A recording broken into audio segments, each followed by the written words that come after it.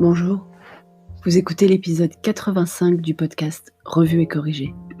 Cet épisode est tiré d'un billet publié le samedi 16 mai et s'intitule « Parents indignes ». J'ai presque honte, mais presque seulement. Télé-école jusqu'au 3 juillet donc. Il va falloir s'organiser donc. Mamie vient à la rescousse.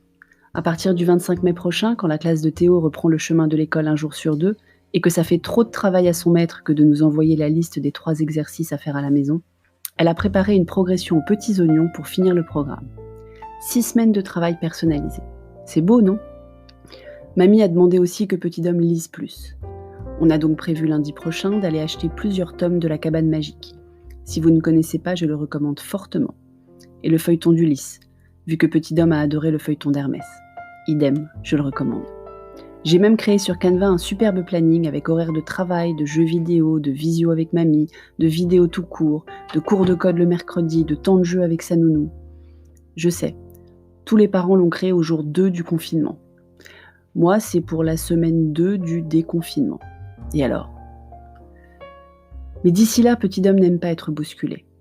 On peut lui demander à peu près tout, et il est plutôt de bonne composition, mais il faut qu'il soit prévenu à l'avance. Pas question donc de lui imposer le rythme prévu à partir de lundi dès ce week-end. Et puis c'est le week-end.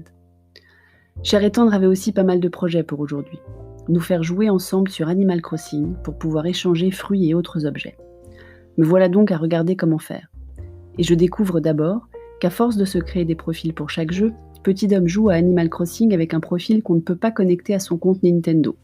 C'est le profil qui joue à Pokémon qui est connecté à son compte Nintendo. Donc il ne pourra pas aller se balader.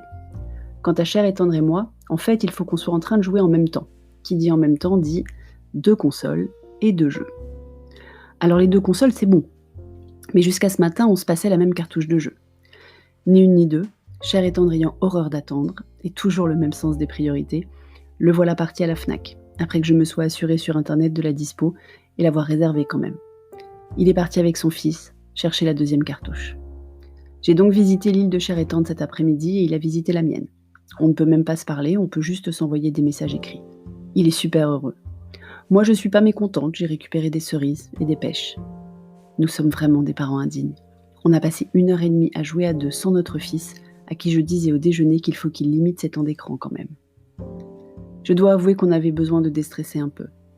Bombardé d'informations contradictoires ou non vérifiées, de conditionnels et de peut-être, de titres sensationnels et de reportages équilibrés. On ne sait toujours pas ce qui se passe avec le virus.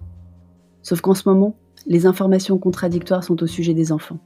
Le syndrome de Kawasaki, si vous vivez dans une grotte et n'avez pas suivi les infos. Cher et Tendre est persuadé que c'est grave. Je vous invite à aller relire mon billet sur les biais cognitifs ou à aller réécouter l'épisode du podcast, c'était l'épisode 69, sur les biais cognitifs donc. Je suis persuadée qu'on n'en sait toujours rien. Mais quand on ne sait pas, quel niveau de risque assumer quand il s'agit de la vie de son propre enfant ? Allez, je retourne à mes jeux. À 18h, on reçoit la star du top 50 du jeu, Kéké la glisse, que Cher et Tendre persiste à appeler Lavigne. Mais là, on va inviter Petit Dom quand même. Merci de m'avoir écouté. Si vous écoutez sur Apple, laissez-moi un commentaire et 5 étoiles. Et si vous écoutez sur une autre plateforme de balado-diffusion, abonnez-vous et partagez. À bientôt.